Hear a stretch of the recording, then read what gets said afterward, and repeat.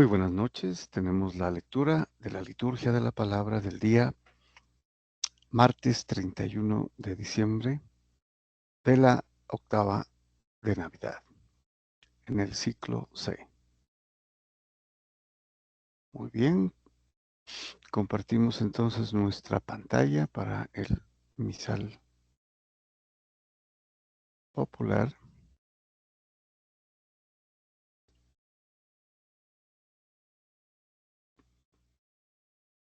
Bien, ya tenemos entonces en pantalla, celebramos este 31 de diciembre a San Silvestre I, Papa, ¿no?, del siglo III de nuestra era. Bueno, ahí hay una información muy resumida sobre quién fue San Silvestre I, Papa. Vamos a la primera lectura y tenemos, como hemos venido haciéndolo, de la primera carta del apóstol San Juan, capítulo 2, versículos del 18 al 21. Bueno, nos dice entonces San Juan, ¿no? Y especialmente a los primeros cristianos. Hijos míos, es la última hora. Han oído que iba a venir un anticristo.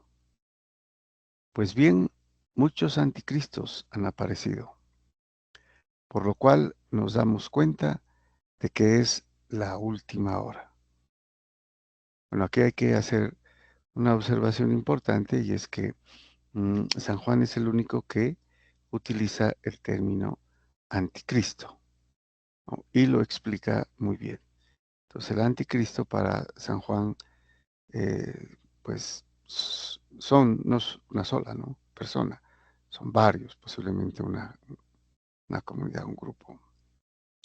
Y como veremos, son los herejes, ¿no?, los que salieron, son los que se apartaron, los que se desprendieron, digámoslo así, ¿no?, del cuerpo místico del Señor Jesucristo, que es la Iglesia Católica. Bueno, entonces él continúa y va a explicarlo, ¿no? Salieron de entre nosotros, pero no eran de los nuestros. Bueno, aquí también es importante. Eran cristianos, o sea, hacían parte de la comunidad, pero no completamente, ¿no? De alguna manera renegaron y se apartaron. Y obviamente sabemos que el anticristo o los anticristos que menciona San Juan son quienes niegan a Jesucristo, que vino en la carne y es la segunda persona de la Santísima Trinidad, Dios mismo, ¿no?, en su divinidad.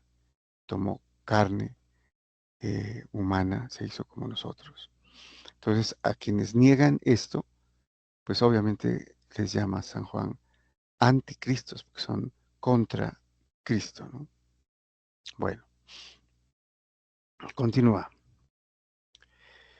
Si hubiesen sido de los nuestros, habrían permanecido con nosotros. Pero sucedió así para poner de manifiesto que no todos son de los nuestros. Muy importante, ¿no?, observar esto, que no todos los que dicen ser cristianos, ¿no?, que pertenezcan a la Iglesia Católica, es decir, al cuerpo místico de Cristo como sus miembros, no todo el que lo diga lo es, ¿no? No todos son de los nuestros. Pues sabemos que hay muchos que no lo son, se han separado, ¿no?, de la Iglesia. En cuanto a ustedes, están ungidos por el Santo, y todos ustedes lo conocen. Les he escrito no porque desconozcan la verdad, sino porque la conocen, porque ninguna mentira viene de la verdad. Entonces le está escribiendo San Pablo, obviamente, a, a los verdaderos cristianos, ¿no?, a los miembros del cuerpo místico de Cristo, que es la Iglesia, a los que no han renegado, a los que no han negado a Jesucristo, ¿no?, que es precisamente quienes salieron, Dice, quienes salieron de nosotros, ya no son de nosotros, ¿no? Eran de nosotros, pero ya no son. Entonces, este no se dirige a los paganos, a los gentiles, ¿no? Se dirige a los cristianos que dejaron de serlo porque se separaron del cuerpo. Como todo miembro que se separa del cuerpo, muere, ¿no? Ya no es de Cristo.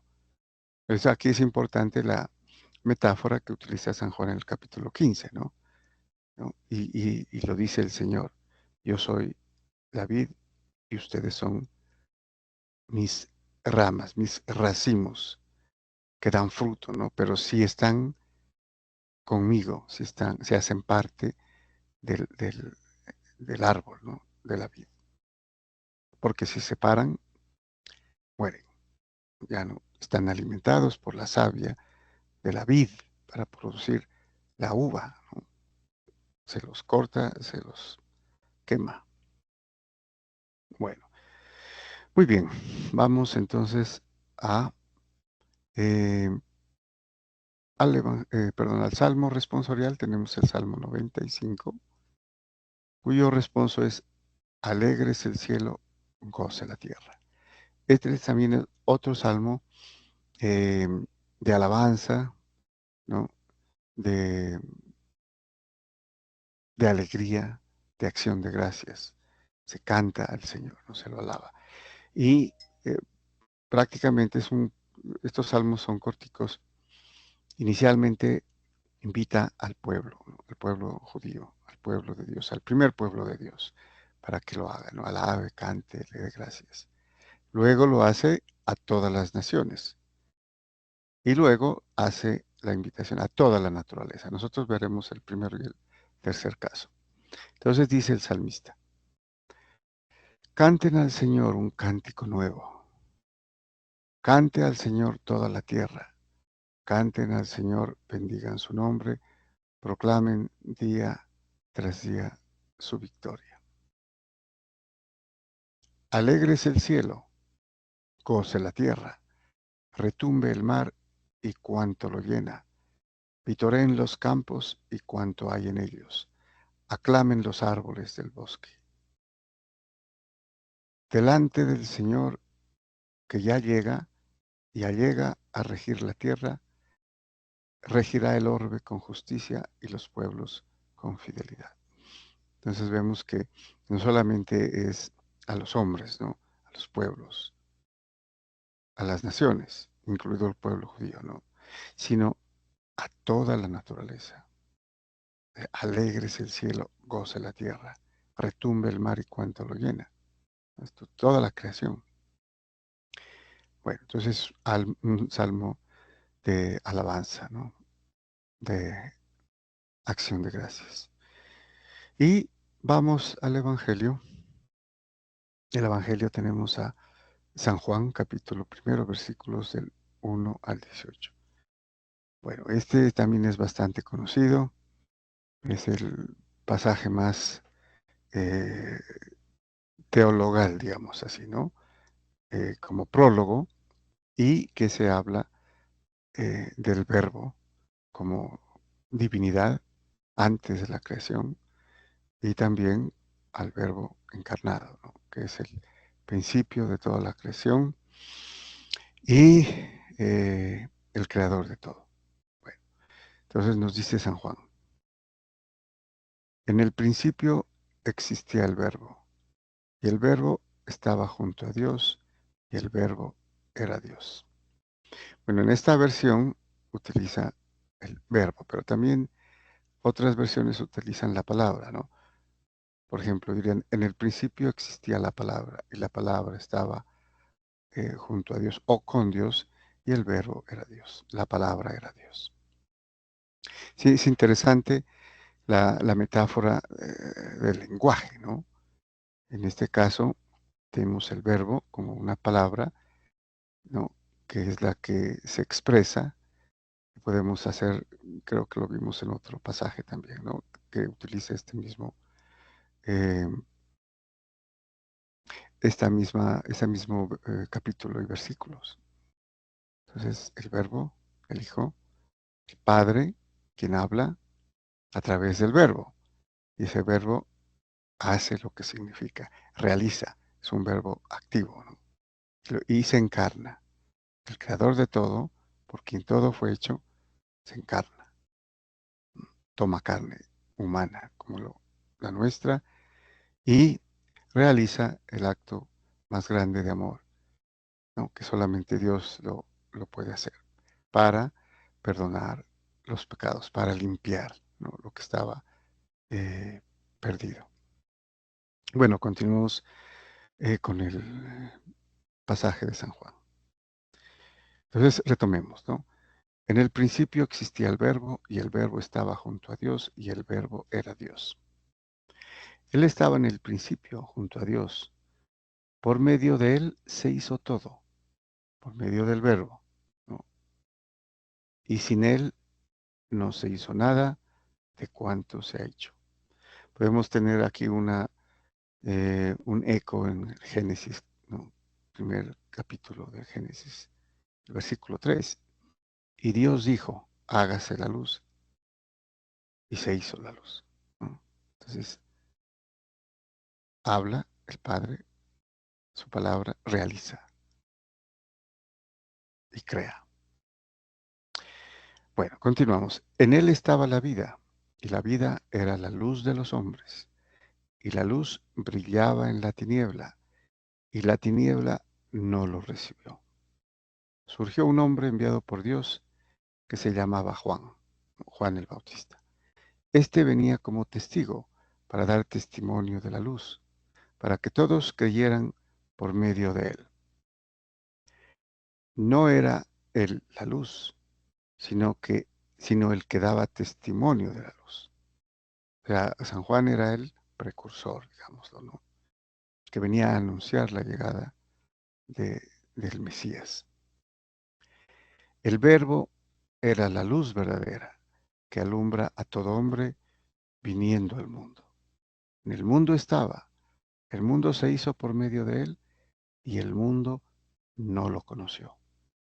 Vino a su casa, a los suyos, y no lo recibieron. Pero a cuantos lo recibieron, les dio poder para ser hijos de Dios, los que creen en su nombre, que es los que creen en su persona, que es la persona de la Santísima Trinidad, la segunda persona.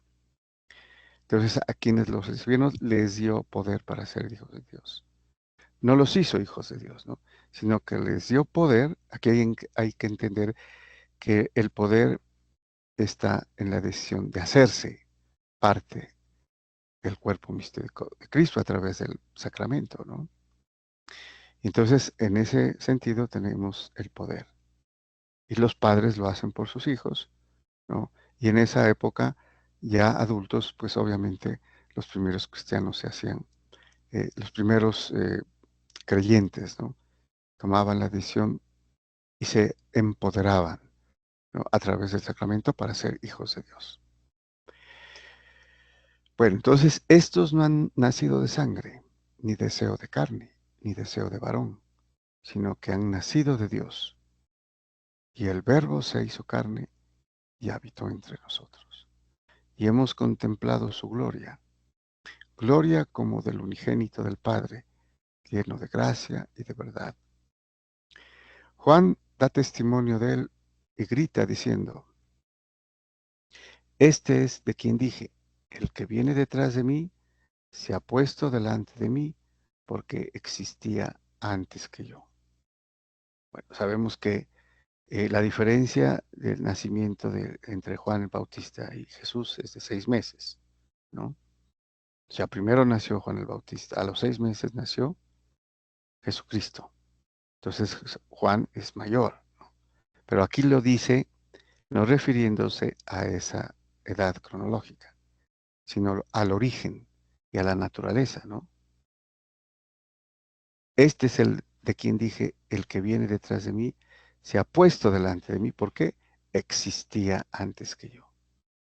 Claro, ¿no? El mismo Dios, el creador de todo, existía antes que yo.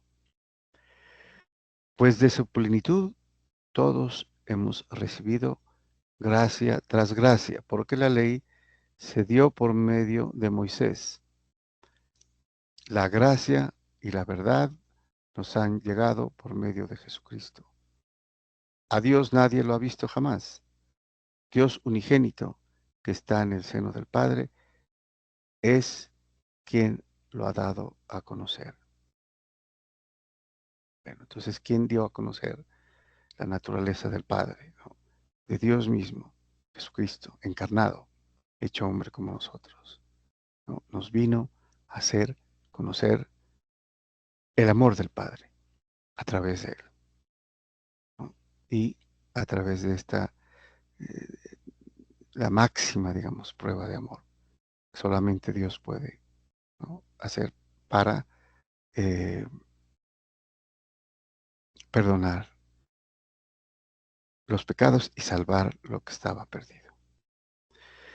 Muy bien, muchas gracias y bendiciones.